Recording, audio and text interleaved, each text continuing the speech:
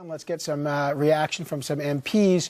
A very quick reaction on that. We mainly want to speak to them about Canada's combat mission against ISIS targets in Iraq, because today we learn new details about that mission. Canada has only launched airstrikes twice during 46 CF-18 sorties.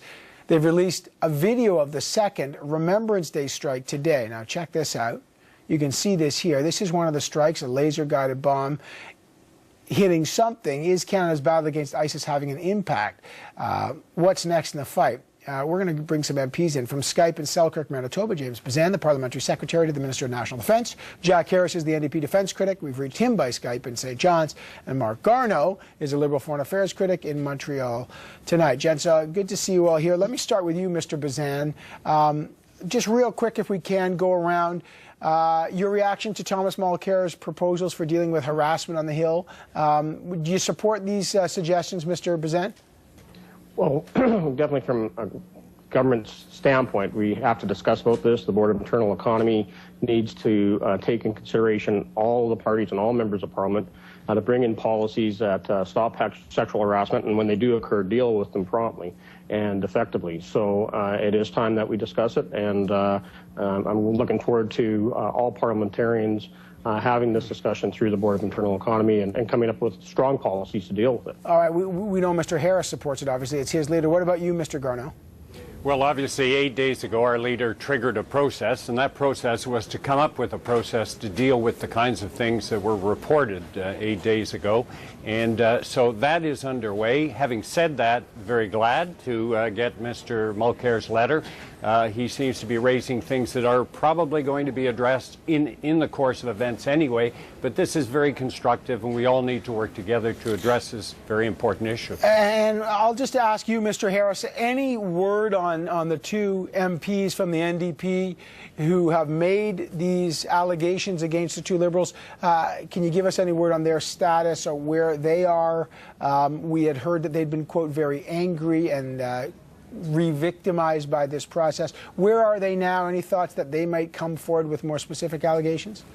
Well, I guess, we have to say, first of all, that there was never any expectation or intention that the individuals should be suspended until this was discussed or dealt with. So that was taken by surprise and kind of taken out of their hands, really. I don't know any more than the media knows in terms of who the individuals are, what the nature of the allegations are. So I think Mr. Mulcair's attempt to have a process that can provide solutions for allegations of sexual harassment without necessarily having the kind of media attention that's been given to this. Obviously, if something is serious and leads to serious disciplinary matters, then that's a different question. But I'd let the process come together by people actually figuring out what the right process should be. Right, and just to be fair, instead of taking matters into our own hands, Right, and just to be fair, again, Mr. Trudeau's point was, why did an MP from another party come and tell me these allegations without the, quote, expectation of consequences? I want to move into the military issue, though. Mr. Bezan, we learned today that 46 sorties have been flown by the CF-18s in Iraq. Only 2 have actually dropped laser-guided bombs. The one that hit the engineering equipment back on November 2nd, and then the November 11th strike, they released the video today, which we're looking at in a second. I'll show you the video. Why so few strikes and so many sorties? Is that the kind of ratio that is efficient? Yeah, you got to remember that when we put up our CF-18s, as well as the Aurora and Polaris aircraft and all their missions, it's often more than just bombing. Sometimes they're going out there and doing surveillance. Sometimes they're going up and painting targets for other coalition members, for their fighter jets to drop their bombs and weapons. So, it's more than just going out there and flying and hitting targets every time.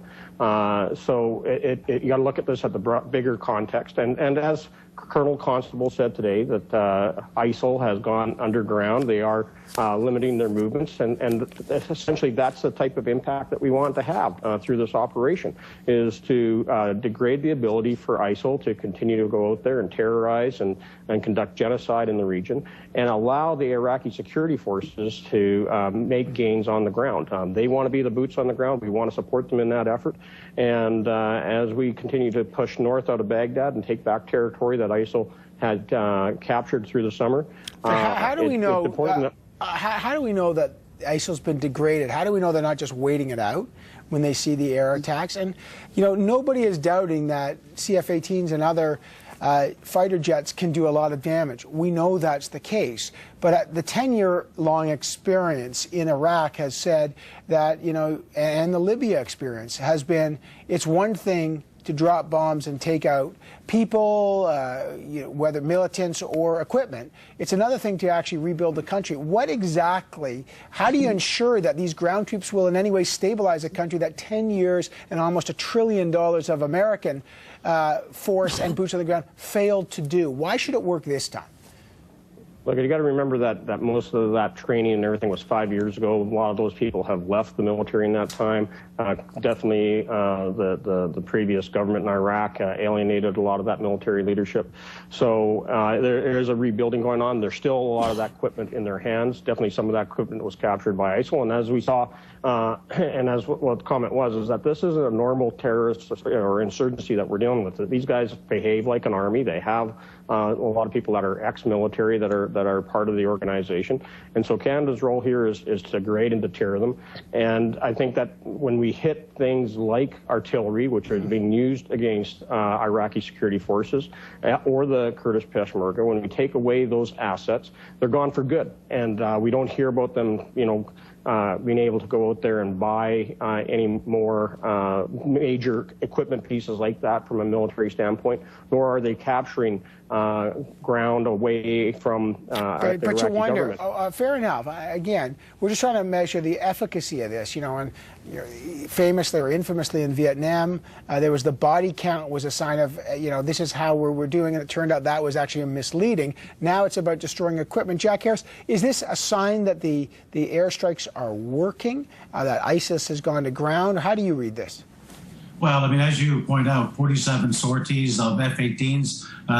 We talked about 3 or 4 hour sorties at a time. And what we've got to show for it after 10 days is some dump trucks and other equipment and a howitzer. And I don't want to minimize those things. Obviously, they're part of the ISIS campaign. But, it takes me back to the debate at the beginning when we said, look, we've already been told by experts that the nature of this organization and this group, there's going to be running out of targets very quickly. And so when we looked at this, we said, what's the most effective thing that Canada can do, given the kind of money that's been, they won't tell us how much money, but we know that $350 million was spent in Libya. But given the kind of money that this kind of mission will cost, the effort that could be made to save lives now that are at risk in Syria and in Iraq is enormous, and we could be doing a lot more. So it's a question of choices here, and what's the best role for Canada?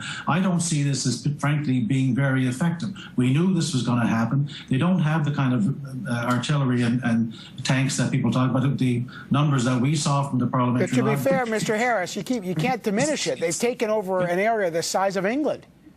Yes, 90% of which is desert and nobody is in it. I wouldn't say nobody's in it. You and I both know there's a massive refugee crisis because the people that were in it have left.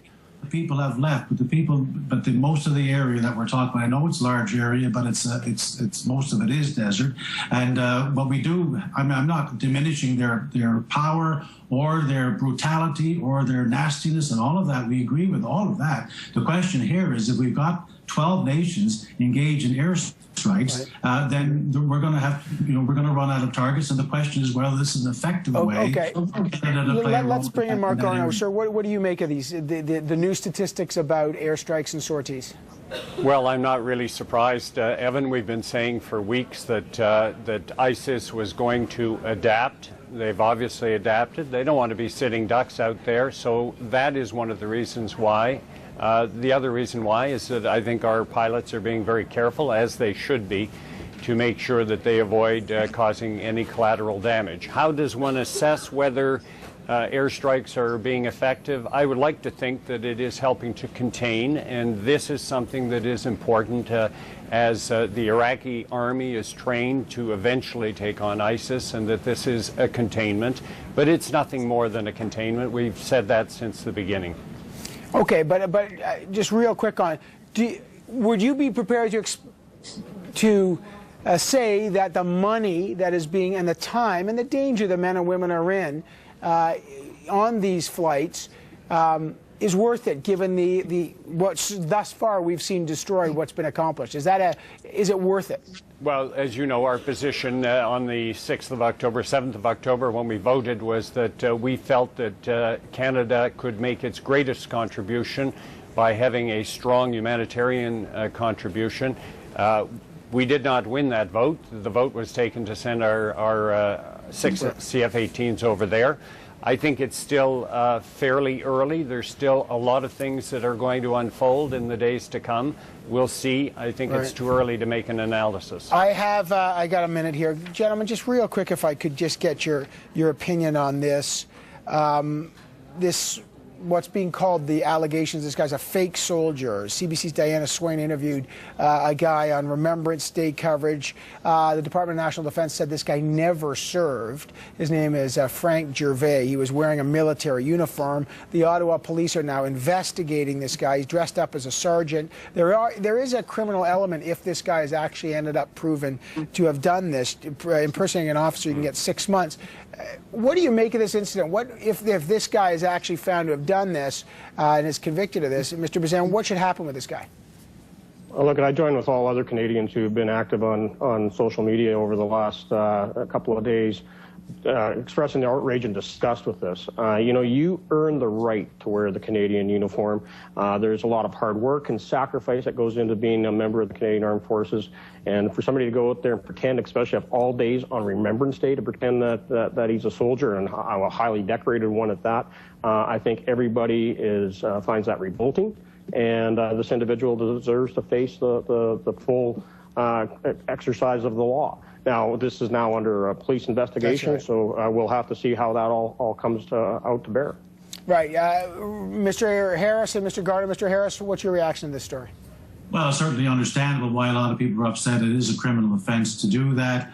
There's investigation going on. The nature of the offense is summary conviction with a maximum sentence of 6 months. So I think we have to let the investigation go forward and let the courts deal with it if it gets to that. But I understand completely why anyone would be particularly outraged, especially those who earned those medals and earned the right to wear the uniform. And to see that on Remembrance Day has got to be a shock to a lot of people, and I share that. Finally, Mr. Garneau, someone who was in uniform, what's your view? I don't differ from James and Jack on this. I come from a military family. This is totally unacceptable for somebody to dress up, obviously trying to somehow bask in the attention that is being given to our military. It is not acceptable. Those who wear the uniform deserve the praise that they are receiving. They deserve the respect that we are giving them. This man obviously likes to dress up in costume. I got to leave it there. We'll talk a little bit more about that. James Bezan, Jack Harris, Mark Garneau, I appreciate your time today. Thanks, Evan.